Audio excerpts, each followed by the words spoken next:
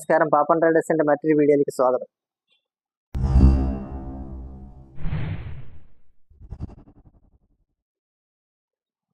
ഇത് നമ്മൾ പരിചയപ്പെടാൻ പോകുന്നത് ഹോണ്ടയുടെ GX80 എന്നൊരു HTP പമ്പാണ്. ഇതിന്റെ പ്രത്യേകത, രണ്ട് ടൈപ്പ് പമ്പ് ഹോണ്ടയുടെ ഉണ്ട്. കറണ്ടിന്റെ ഉണ്ട്, അതുപോലെ തന്നെ പെട്രോളിന്റെ ഉണ്ട്.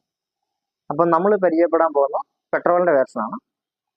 ഇതാണ് ഈ മെഷീന്റെ പെട്രോൾ ടാങ്ക്. ഇതിന്റെ ടാങ്കിന്റെ കപ്പാസിറ്റി എന്ന് പറയുന്നത് 2.5 ലിറ്ററാണ്. അതുപോലെ തന്നെ താഴെ കാണുന്നതാണ് ഇതിന്റെ എഞ്ചിൻ ഓയിൽ ഒഴിക്കാനുള്ള സ്ഥലം. കമ്പനി പറയുന്നത് 1 ലിറ്റർ പെട്രോളിന് 1.5 മണിക്കൂറാണ് ഇതിന്റെ റണ്ണിങ് കപ്പാസിറ്റി. അതുപോലെ തന്നെ ഇത് ഇതിന്റെ എയർ ഫിൽറ്ററാണ്. എയർ ഫിൽറ്റർ നമ്മളൊരു സർവീസ് ചെയ്യുന്ന സമയത്ത് ഇത് അഴിക്കുക. ഇത് നമുക്കൊന്ന് അഴിക്കാൻ പറ്റും. ഇവിടുന്ന് അഴിച്ച് നമ്മൾ ആ എയർ ക്ലീൻ ചെയ്ത് വിടേണ്ടതാണ്, അല്ലെങ്കിൽ എഞ്ചിൻ നിന്ന് പോകാൻ സാധ്യതയുണ്ട്. ഇത് നമ്മൾ ഇതുപോലെ അഴിച്ചെടുക്കുക.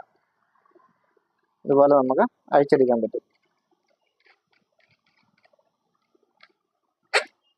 അഴിച്ചെടുത്ത് നമ്മൾ ഇത് ക്ലീൻ ചെയ്യണം. ഇത് പുറത്തെടുത്ത് നമുക്ക് ക്ലീൻ ചെയ്യാൻ പറ്റുന്നതാണ്. ക്ലീൻ ചെയ്തതിന് ശേഷം ഇതുപോലെ തന്നെ നമ്മൾ റീഫിറ്റ് ചെയ്യണം.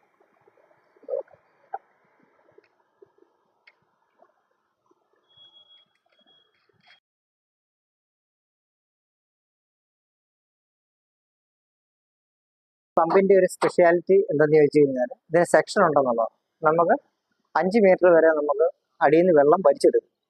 പിന്നെ ഇതിന് 2 ഔട്ട്ലെറ്റും 1 ഇൻലെറ്റും ഉണ്ട്. ഈ കാണുന്ന ഇത് നമ്മൾ ഇതുപോലെ തന്നെ നമ്മളൊരു ടാങ്കിനകത്തേക്ക് ഇടാം. നമുക്ക് ടാങ്കിനകത്തേക്ക് ഇടാം, അല്ലെങ്കിൽ ചെറിയ കുളത്തിനകത്തായാലും ഇട്ട് കഴിഞ്ഞാൽ ഇത് വലിച്ചെടുത്തോളും. അപ്പം നമുക്ക് 2 പേരുണ്ടെന്നുണ്ടെങ്കിൽ കൈതയൊക്കെ ഒരുപാട് 1-2 ഏക്കർ കൈതയൊക്കെ ഉണ്ടെങ്കിൽ നമുക്ക് 2 പൈപ്പ് കൊടുക്കാൻ പറ്റും. അതുപോലെ തന്നെ ഈ പൈപ്പ് കൊടുക്കുന്ന സമയത്ത് മറ്റൊരു കാര്യമുണ്ട്. നമ്മൾ ഇവിടെ ഒരു 3 ബട്ടണുകളുണ്ട്. അപ്പോൾ ഇതിനകത്ത് 3-നകത്ത് നമ്മൾ ഇതുണ്ടോ ഗ്രീസ് നിറച്ചിരിക്കുക. ഓരോ മണിക്കൂർ ഇടവിട്ട്, ഇപ്പോൾ ഇത് ഫുള്ള് ഗ്രീസ് നിറച്ചതിന് ശേഷം നമ്മൾ ഓരോ മണിക്കൂർ ഓരോ പിരി ഇങ്ങനെ മുറുക്കി കൊടുക്കുക. 3 ഓരോ മണിക്കൂർ. അപ്പോൾ അവസാനം ഇത് മൊത്തം ആയി കഴിയുമ്പോഴത്തേക്കും ഊരിയെടുത്ത് രണ്ടാമത് ഗ്രീസ് നിറയ്ക്കുക. പിന്നെ മറ്റൊരു കാര്യം എന്തെന്ന് ചോദിച്ചു കഴിഞ്ഞാൽ, ഇത് പ്രഷർ അഡ്ജസ്റ്റ് ചെയ്യുന്ന ഇതിൻ്റെ ഒരു നോബാണ്. അപ്പം സപ്പോസ് നമ്മൾ താഴെയാണ് മെഷീൻ ഇരിക്കുന്നത്, നമുക്കൊരു 50 മീറ്റർ മുകളിലാണ് അടികണ്ടാന്ന് വരില്ല. ആ സമയത്ത് ഓട്ടോമാറ്റിക്കായിട്ട് മെഷീന് പവർ കൂടുതൽ ആവശ്യം വരും. അപ്പോൾ നമ്മൾ കുറച്ച് പവർ പ്രഷർ കൂട്ടി കൊടുക്കുക. അപ്പം എന്നാലേ മുകളിലേക്ക് ശക്തിക്ക് വെള്ളം ചെല്ലുള്ളൂ.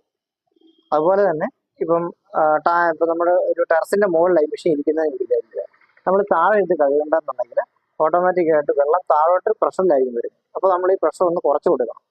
അതെന്ന് വെച്ചാൽ ഇവിടെ ഒരു മീറ്റർ വെച്ചിട്ടുണ്ട്.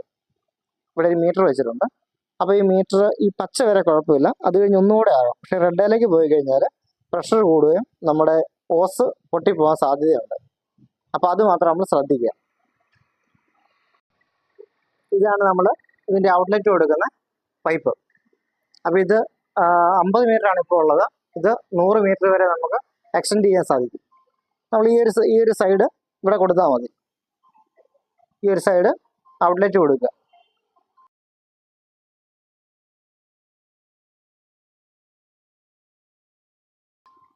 അതുപോലെ തന്നെ ഇതിൻ്റെ ഗണ്ണ് വരുന്നു. ഈ ഒരു സൈഡിലാണ് ഇതിൻ്റെ ഗണ്ണ് വരുന്നത്. ഇതാണ് ഇതിൻ്റെ ഗണ്ണിൻ്റെ ഇവിടെ ഒരു വാഷറുണ്ട്. നമ്മൾ മറക്കാതെ തന്നെ ഇടണം. ഈ വാഷർ നമ്മൾ മറക്കാതെ തന്നെ ഇടണം.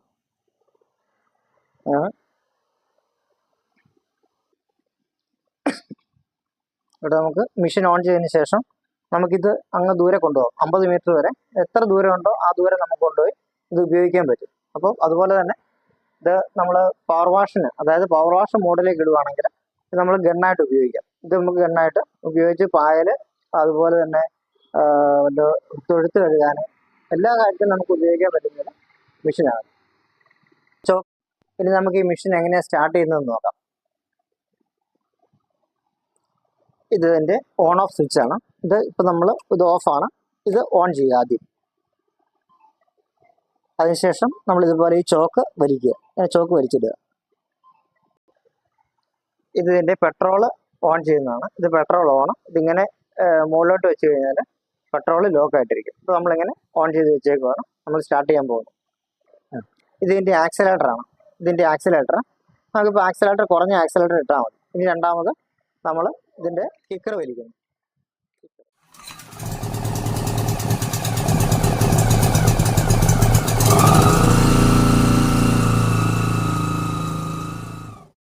നമ്മുടെ HTP പമ്പ് കൊണ്ടുവന്നിട്ടുണ്ട്. നമുക്ക് ഇപ്പോൾ തൽക്കാലം നമ്മുടെ ഒരു തൊട്ടടുത്തുള്ള ഒരു കയ്യത്തോട്ടമാണ് കിട്ടിയിരിക്കുന്നത്. നമുക്ക് അതിൻ്റെ സെക്ഷനുള്ള മോട്ടറാണത്. അപ്പം ഇതിൻ്റെ സെക്ഷൻ വരുന്നത് 5 മീറ്ററാണ്. അപ്പോൾ തൽക്കാലം നമ്മളിത് ബക്കറ്റിനകത്തേക്ക് ഇട്ടിരിക്കുക.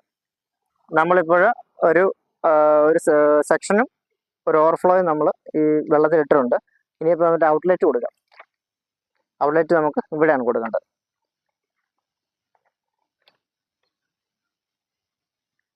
ഔട്ട്ലെറ്റ് കണക്ട് ചെയ്തിട്ടുണ്ട്. ഇനി നമുക്കിത് ഗണ്ണറിലേക്ക് കൊടുക്കാം. മെഷീനെ ഓണാക്കി നോക്കാം.